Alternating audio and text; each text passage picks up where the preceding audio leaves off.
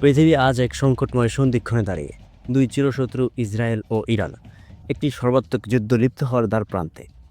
যেখানে একসময় ছিল কূটনৈতিক উত্তেজনা, আজ তা রূপ নিয়েছে এক সম্ভাব্য বৈশ্বিক সংকটে। কিন্তু প্রশ্ন হলো, আমরা এখানে কিভাবে এলাম? ১৯৭৯ সালে ইরানে ঘটে এক ঐতিহাসিক ইসলামী বিপ্লব। নেতৃত্বে ছিলেন আয়াতুল্লাহ খামিনি।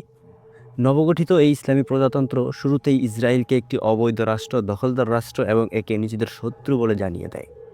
এরপর থেকে ইরান লেবাননের হিজবুল্লাহ এবং ফিলিস্তিনের হামাসের মতো গোষ্ঠীগুলোকে সরাসরি অর্থ, অস্ত্র এবং প্রশিক্ষণ দিয়ে সাহায্য করে আসছে। এই দীর্ঘ ৪ দশকে ইসরায়েল জবাব দিয়েছে সামরিক হামলা, সাইবার আক্রমণ ও লক্ষ্যভিত্তিক হত্যাকাণ্ডের মাধ্যমে। ইরান পাল্টা জবাব দিয়েছে ড্রোন হানা, ক্ষেপণাস্ত্র পরীক্ষা এবং তাদের পারমাণবিক কার্যক্রম নিয়ে বিশ্বকে আতঙ্কিত করে। চরম উত্তেজনা চলেছিল বহুদিন, কিন্তু সরাসরি যুদ্ধ এড়ানো যাচ্ছিল। কিন্তু এখন তা আর সম্ভব হচ্ছে না। গত ১ বছরে ইসরায়েল সিরিয়ায় অবস্থিত ইরানি ঘাঁটিতে একাধিক হামলা চালায়। জবাবে ইরান ছুড়ে দেয় শত শত ড্রোন ও ক্ষেপণাস্ত্র ইসরায়েলের দিকে। যদিও অধিকাংশই প্রতিরোধ করা হয়েছে ইসরায়েলের আকাশ প্রতিরক্ষা ব্যবস্থা দিয়ে, কিন্তু ইঙ্গিত ছিল পরিষ্কার, এটা আর ঠান্ডা যুদ্ধ নয়। ইসরায়েল আশঙ্কা করছে ইরান গোপনে পারমাণবিক অস্ত্র বানাচ্ছে।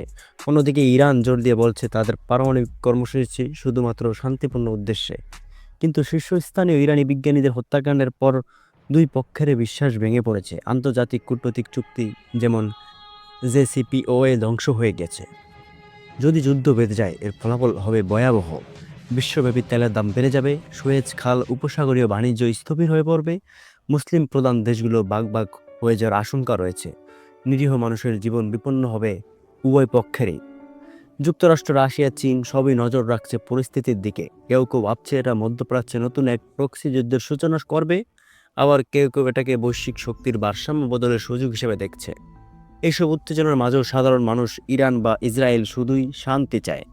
তাহলে কি যদি যুদ্ধ বদলে দেবে মধ্যপ্রাচ্যের মানচিত্র, নাকি কূটনীতি থামিয়ে দিতে পারে আরেকটি বিপর্যয়?